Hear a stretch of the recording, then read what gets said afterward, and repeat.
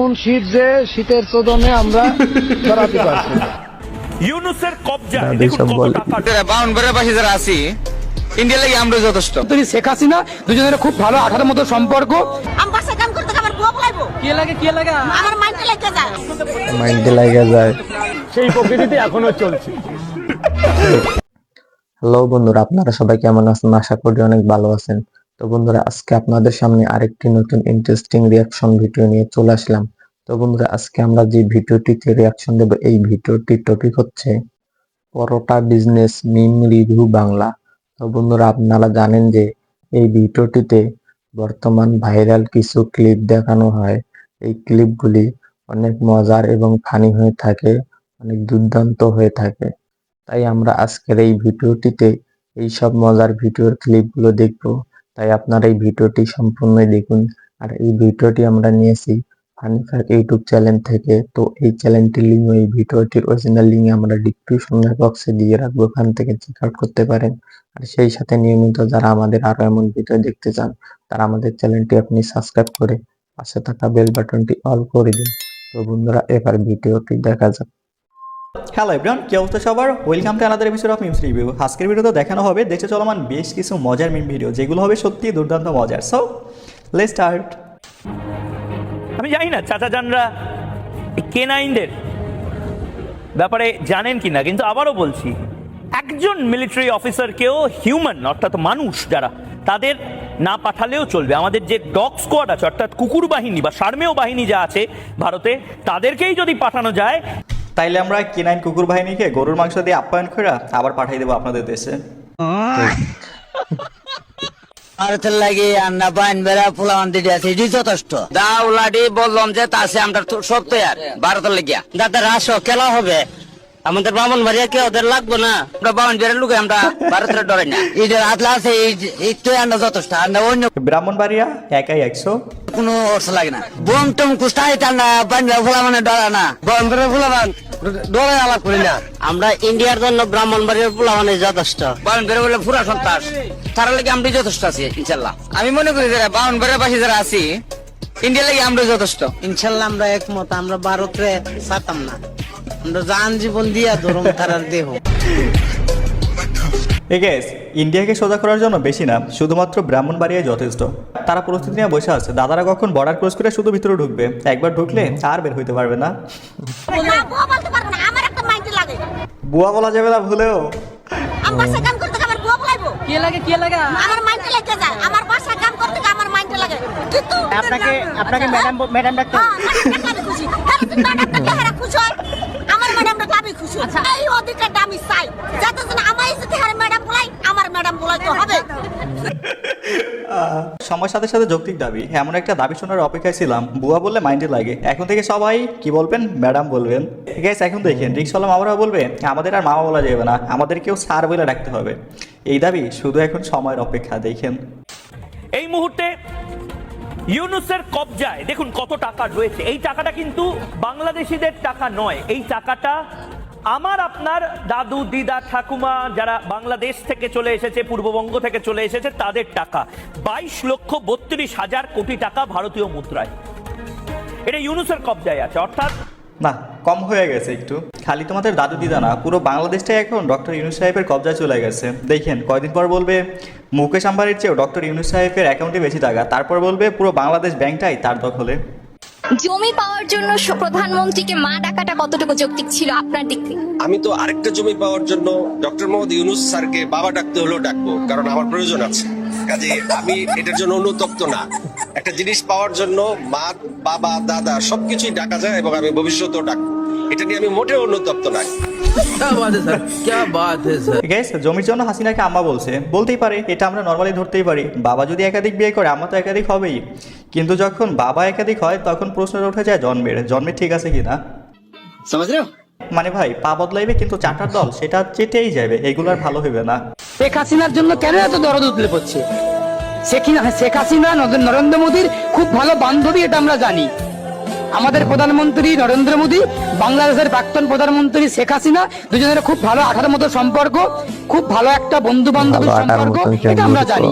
কিন্তু শেখ হাসিনা ওনার বান্ধবী হন বলে বাংলাদেশের হিন্দু সম্প্রদায়ভুক্ত মানুষগুলোর স্বার্থকে জলাঞ্জলি দিয়ে আর শেখ হাসিনাকে তোয়াজ করে কোলে নিয়ে আনন্দিত করে খুব ভালো রকম ভাবে তাকে আপ্যায়ন করা হচ্ছে বিলাসিতার মধ্যে রেখে, এটা তো কাম্য না। ভারত সরকারের কাছে সব থেকে বেশি গুরুত্ব কার? যদি বাংলাদেশের প্রাক্তন প্রধানমন্ত্রী শেখ হাসিনার গুরুত্ব বেশি হয়ে থাকে, তাহলে বাংলাদেশি হিন্দু বা বাংলাদেশের যারা আছেন তাদের যে যাদের জন্য মরাকান্না কাঁদছেন এই বিজেপি, তাহলে তাদের মূল্যটা বেশি নাকি এই শেখ হাসিনার মূল্যটা বেশি?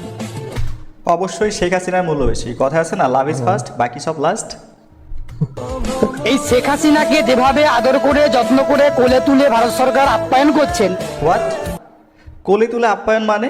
দাদারা কোলে তুলছেন ভালো কথা, অন্য কিছু করিয়েন না। ভালোই ভালোই বলতেছি, আমাদের মেয়েকে আমাদের কাছে ফিরিয়ে দেন, নাইলে কিন্তু নারী নির্যাতন মামলা করে দেবো, দেখেন। আচ্ছা, কোন দল সাপোর্ট করছেন? আমরা দুজন আর্জেন্টিনা, ওকে আমরা ব্রাজিল হিসেবে নিয়েছি। আসলে ও আমাদের কথা শুনে না, তো ভাবলাম যে ও অপোজিটই যাবে। বেচারা পিচি দেখে অপমানগুলো সহ্য করে গেছে, একটু বড় হোক তারপর ভিডিওটা দেখলে খবর আছে, দেখেন। তবে গাইস, আমার ডার্টি মাইন্ডে একটা কোশ্চেন, আর্জেন্টিনা ডিএনএ থেকে তো আর্জেন্টিনাই হওয়ার কথা, ব্রাজিল হলো কেমনে? নাকি আবার ভাইয়ের অফিস চলাকালীন সময় নেইমার ঢুকছিল বাসায়? তো নারী এবং অবিবাহিত নারীর মধ্যে পার্থক্য? বিবাহিত নারী সকালবেলাটা গোসল করে আর অবিবাহিত নারী সকালবেলাটা গোসল করে না, এটুকু পার্থক্য।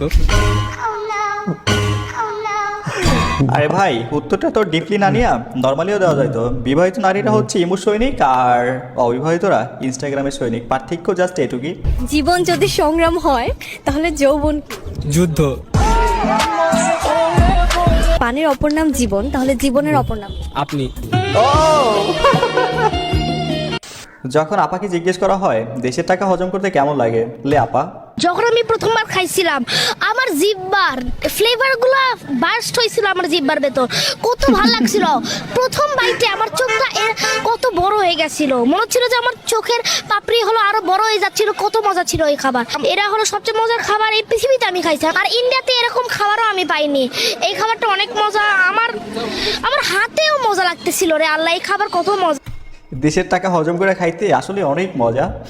10 বছর যাবত সন্তানহীন থাকায় বায়োলজি স্যারকে যখন নিয়মিত হানি নাটস খাওয়ার পরামর্শ দেই, মানে যতটুকু সক্ষম ছিলেন তার চেয়ে বিপরীত হয়ে যাবে, অক্ষম হয়ে যাবে। এই বন্ধ স্যার, মানে উপকার ছাড়া কেউ বলে নাই। বলবে না তো, এগুলো বলার কথা নাই তো, এগুলো সব কথা বলা যায় নাকি?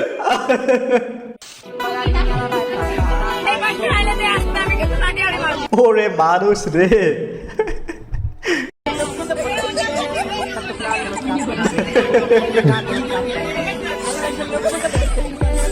ওই একলা কয়জনে সামলাই রে। দেখছেন, বেচারা গাছ লাগাই পড়ে গেছে মহাবিপদে। মানুষের চাপ এখন নিয়ন্ত্রণের বাইরে চলে গেছে। এখন একটা টিকিটের ব্যবস্থা করা উচিত ছিল, তাহলেই হয়তো সময় উপযোগী বিজনেস। গাইস, আমি এক জায়গায় দেখছিলাম ছবি তোলার জন্য কৃষক একটা বেঞ্চ বানাই দিয়েছে উঁচু করে, যেখান থেকে খুব সুন্দর ছবি ওঠে। আর ওই বেঞ্চে উঠতে হলে আপনাকে 20 টাকা করে দিতে হবে। অসাধারণ একটা বিজনেস, প্রতিদিন 2-3 হাজার ইনকাম।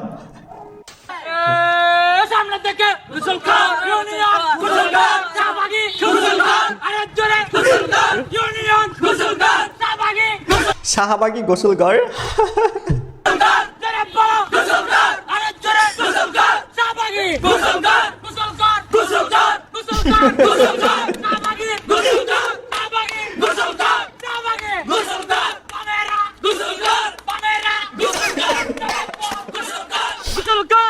ঠিক আছে, আন্দোলনের শিডিউলটা একটু চেঞ্জ করা উচিত ছিল। শাহবাগীরা এমনি গোসল করে না, তাও যদি আবার শীতের দিনে গোসলের জন্য বাধ্য করা হয়, এটা অনেকটা জুলুমের পর্যায়ে চলে যায়। আমি বলবো আন্দোলনের শিডিউলটা গরমের দিনে নিয়ে যান। যখন কি আমাকে জিজ্ঞেস করে তোমার এলাকায় শীত পড়ছে কেমন, মি রাইট নাও, এখানে আজ গত 2-1 দিন ধরে তীব্র শীত, এমন শীত যে শীতের চোদনে আমরা সরাতে পারছি না। ভাই, গত 2-3 দিন যাবত আমার অবস্থাও সেম, শীতের ঠেলায় দাঁড়াইতে পারতেছি না। এক মুঠো ভাত 20 গ্রাম ভাত হবে, 20 গ্রাম চালের ভাত। ভাত আছে, সেদ্ধ আলু আছে, কাঁচা লঙ্কা এবং নুন। কি? 1 মুঠো ভাত। হ্যাঁ, 1 মুঠো ভাত, কাঁচা লঙ্কা আর সিদ্ধ আলু, আর হচ্ছে লবণ। আলু সেদ্ধ, কাঁচা লঙ্কা, যেটাকে আপনারা বাংলাদেশের মানুষ কাঁচা মরিচ বলেন, এবং নুন 300 টাকা। হোয়াট? 300 টাকা। এটা হচ্ছে আমাদের 70 টাকার খিচুড়ি, ডিম 8 ধরনের ভর্তা, 50 টাকায় আনলিমিটেড খিচুড়ি, আনলিমিটেড ভর্তা, আনলিমিটেড সালাদ।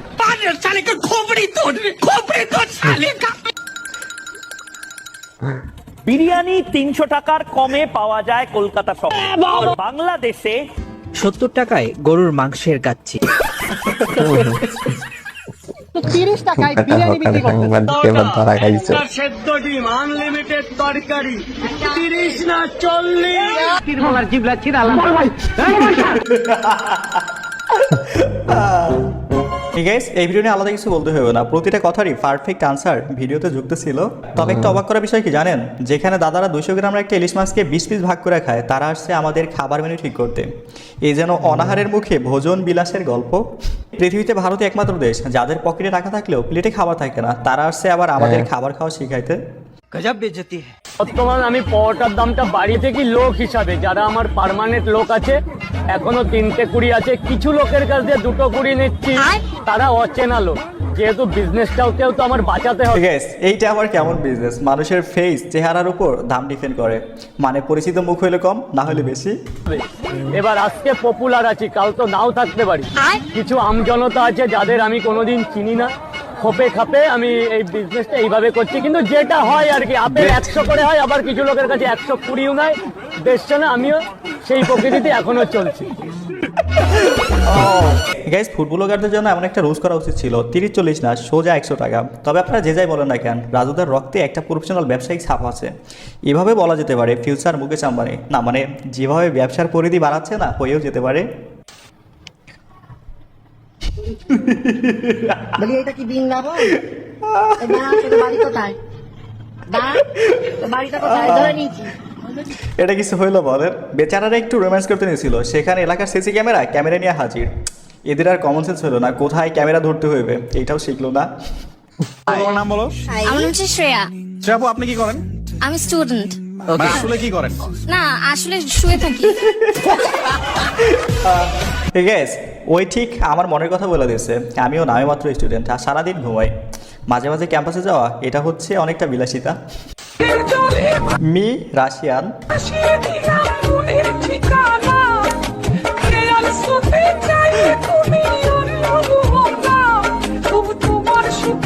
পাবলিক।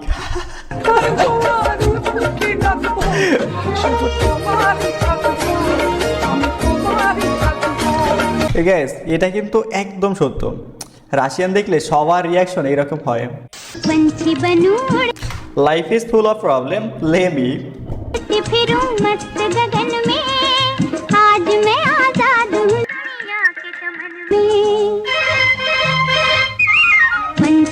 ঠিক আছে, এইটাই আমি। লাইফে বহুত প্রবলেম আছে, কিন্তু তার মধ্যেও নিজেকে চিল রাখি অলওয়েজ। যাবো কি যাবো না, যাবো কি যাবো না, যাবো কি যাবো না, যাবো কি যাবো না, যাবো কি যাবো না। ঠিক আছে, গত দুদিন যে পরিমাণ শীত পড়ছে না, আমার অবস্থা ঠিক এমনই হয়েছে। গোসল করতে যাবো কি যাবো না, যাবো কি যাবো না। আপনাদের কার কার সেম অবস্থা কমেন্টে জানাতে পারেন। অবশ্যই কমেন্টে ভিডিও শেষ জানাবেন। পর্যায়ে বলতে চাই, ভিডিওটা যদি এই পর্যন্ত দেখছেন, যদি ভালো লেগে থাকে অবশ্যই একটা লাইক করবেন, যদি সম্ভব হয় একটা শেয়ার করে দিবেন, চ্যানেল নতুন হলে সাবস্ক্রাইব করে ফেলবেন, আর পেজ হলে ফলো করবেন। So bye. তো বন্ধুরা, আজকের আমরা এই ভিডিওটিতে বর্তমান চলমান কিছু ভাইরাল ভিডিওর মিম ক্লিপ দেখলাম। তো এই ফানি ক্লিপগুলি দেখে অনেক ভালোই লাগলো, অনেক মজা পেলাম। তো আপনাদেরকে এই ভিডিওটি কেমন লাগলো আপনারা অবশ্যই কমেন্টে জানাবেন। আর ভিডিওটি ভালো লাগলে লাইক কমেন্ট বেশি বেশি করে শেয়ার করে দিবেন। আর নেক্সট টাইম কেমন ভিডিও পেতে চান আপনারা অবশ্যই কমেন্টে জানাবেন।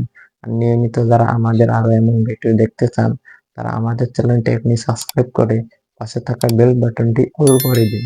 তো বন্ধুরা, আজকে এ পর্যন্তই। আরেকটি নতুন ভিডিও নিয়ে দেখা হবে। ধন্যবাদ, আল্লাহ হাফেজ।